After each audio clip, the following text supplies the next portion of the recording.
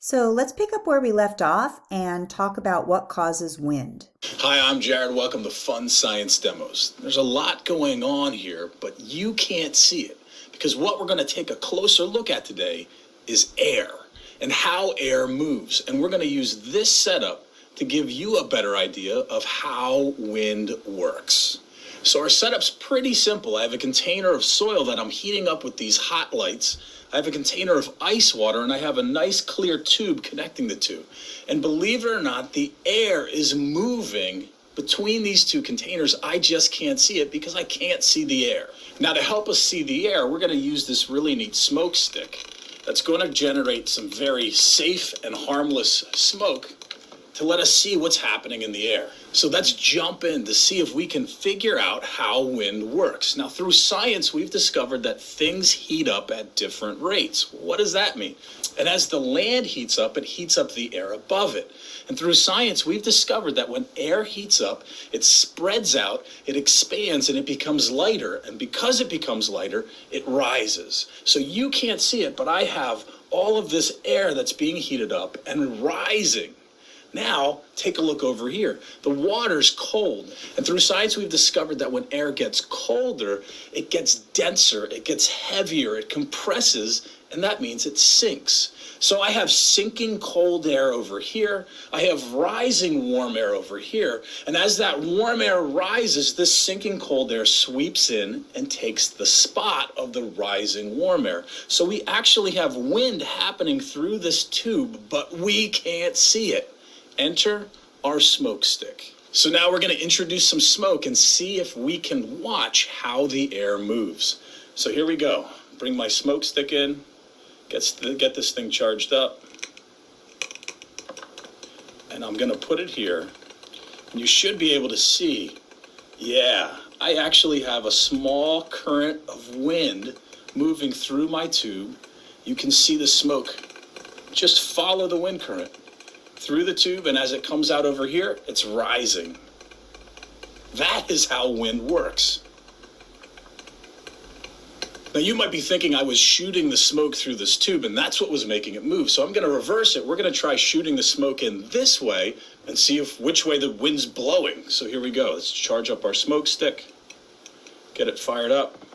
I'm going to come in here and try and shoot it.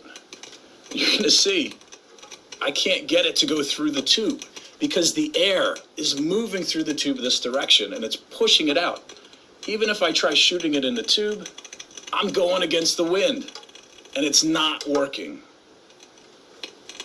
So remember what's happening. The warm air is rising, it's lighter. The cold air is sinking and it's sweeping in to take the spot of the rising warm air.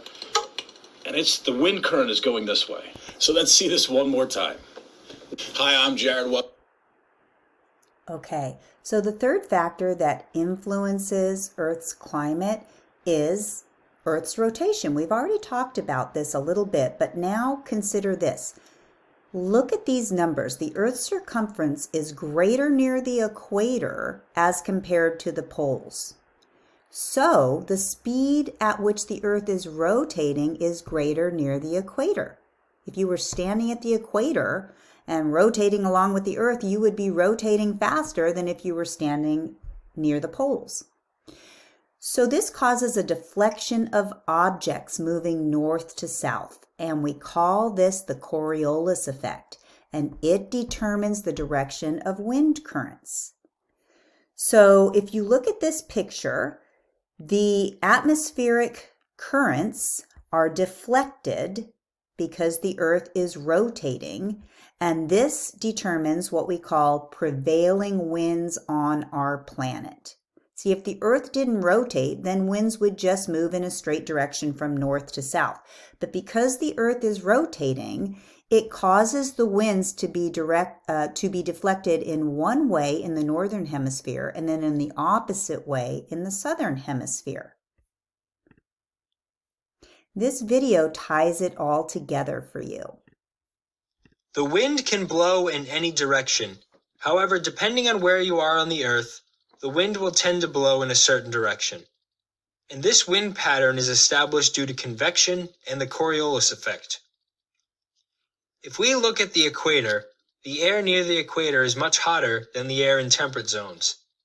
So the equatorial air will rise, and the air near the temperate zones will sink, and a convection current is established, such that at the surface, the air moves from the temperate zones to the equator, and in the upper atmosphere, the air moves from the equator to the temperate zones.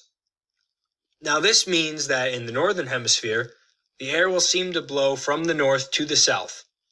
But the Coriolis effect will deflect this air because the Earth is rotating faster at the equator than it is farther north latitudes or farther south latitudes in the southern hemisphere. This means that as the air moves toward the equator, it gets left behind by the Earth because the Earth is rotating faster compared to the air. Now, the same thing happens in polar regions because the poles are much colder than the temperate regions. So the air from the temperate regions rises, and the air from the polar region sinks, and a convection current is established. So this wind pattern is very similar to near the equator. However, in temperate zones, while the temperature changes, it doesn't change very much from the southern temperate to the northern temperate. So a current is established due to the other two convection currents. As you can see here in the northern hemisphere, in the northern temperate regions, the air is rising, and in the southern temperate regions, the air is sinking. So a current is established which blows the air at the surface from the south to the north, or to the poles. This means that the air is moving in the opposite direction in the temperate zones. So as you can see, a predictable wind pattern is established. Now on the local level, the wind can change directions, but this general trend was very useful for sailors in the past, and that's why they called them the trade winds. Now we're going to learn more about the trade winds or talk more about them next class when we learn about El Nino. But the last factor that influences global climate is ocean currents. So the trade winds and the Coriolis effect also determine the direction of ocean surface currents. And they create what are called gyres. And gyres circulate water and redistribute heat at the surface. There's something else going on in the oceans at a deeper level. When water makes its way to colder places on the planet, it can freeze. And when it makes its way to warmer places on the planet, it can evaporate. Either of those processes will result in leaving behind very dense salty water. That dense salty water will sink, and then the warm water near the equator will rise, and together this mixes all of the water of all of the oceans. And we call this thermohaline circulation. So there's two things happening in the ocean. One is circulating water at the surface, and the other is mixing surface and deep waters. And so this is one picture that you have in your book, and this shows you the surface currents. They are predictable patterns. And then this shows you how thermohaline circulation works. And so again, follow the captions. Start with number 1. Warm water flows from the Gulf of Mexico to the North Atlantic. It's cold up here, so some of it freezes, some of it evaporates along the way. The remaining water now has more salt in it because you took away some of the water and you left behind the salt. And now that makes the water denser, so it sinks to the ocean bottom. Now we're following this blue line here. And so this deep, cold current travels along the ocean floor. And the cold, deep water will eventually rise back to the surface and circulate back to the North Atlantic. So this is a very predictable pattern that's mixing all of the water of all of the oceans. And this last video ties together ocean currents for you.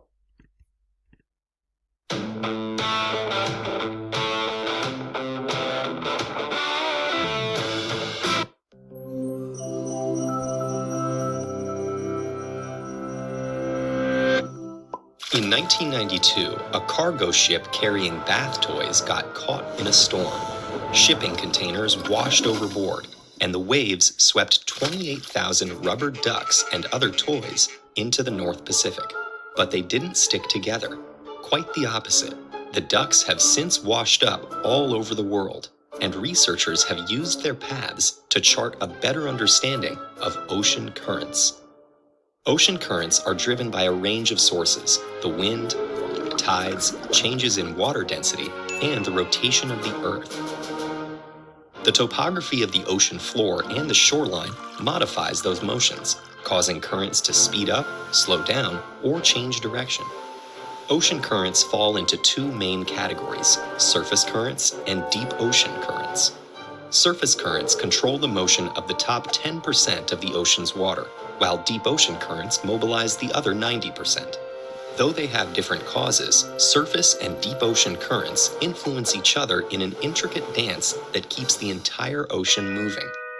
Near the shore, surface currents are driven by both the wind and tides, which draw water back and forth as the water level falls and rises.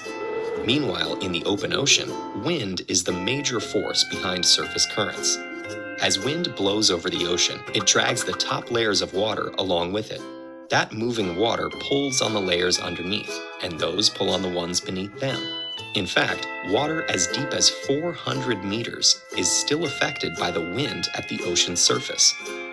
If you zoom out to look at the patterns of surface currents all over the Earth, you'll see that they form big loops called gyres, which travel clockwise in the northern hemisphere and counterclockwise in the southern hemisphere. That's because of the way the Earth's rotation affects the wind patterns that give rise to these currents. If the Earth didn't rotate, air and water would simply move back and forth between low pressure at the equator and high pressure at the poles. But as the Earth spins, air moving from the equator to the North Pole is deflected eastward, and air moving back down is deflected westward. The mirror image happens in the southern hemisphere, so that the major streams of wind form loop-like patterns around the ocean basins. This is called the Coriolis effect. The winds push the ocean beneath them into the same rotating gyres, and because water holds onto heat more effectively than air, these currents help redistribute warmth around the globe. Unlike surface currents, deep ocean currents are driven primarily by changes in the density of seawater. As water moves towards the North Pole, it gets colder. It also has a higher concentration of salt, because the ice crystals that form trap water while leaving salt behind. This cold, salty water is more dense, so it sinks, and warmer surface water takes its place, setting up a vertical current called thermohaline circulation. Thermohaline circulation of deep water and wind-driven surface currents combine to form a winding loop called the global conveyor belt. As water moves from the depths of the ocean to the surface, it carries nutrients that nourish the microorganisms which form the base of many ocean food chains. The global conveyor belt is the longest current in the world, snaking all around the globe, but it only moves a few centimeters per second. It could take a drop of water 1,000 years to make the full trip. However, rising sea temperatures are causing the conveyor belt to seemingly slow down. Models show this causing havoc with weather systems on both sides of the Atlantic, and no one knows what would happen if it continues to slow or if it stopped altogether. The only way we'll be able to forecast correctly and prepare accordingly will be to continue to study currents and the powerful